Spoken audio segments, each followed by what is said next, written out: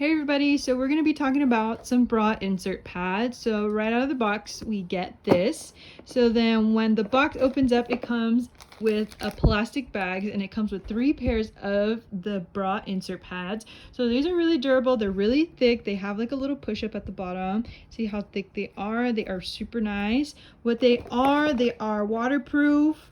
They can go in the washer, they can go at hand dry. Literally super easy and super versatile to use. You can usually use them in your sports bra or you can use them in the bikini like I have it here.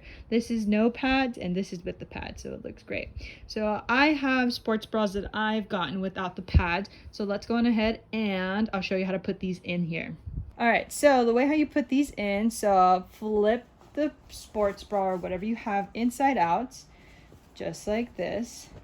Find the little bra inserts here, like these, have it on the sides. So what you can do is you can find just the top of this because it's the peak. I like to do is squish these together, push them in here, and then once they're in there, adjust it so that the top is at the top of the sports bra, and then you're able to go just like that. So then when we're able to flip it, they have padding in it now. You can see it in here, the mesh that has the padding, which is really cool.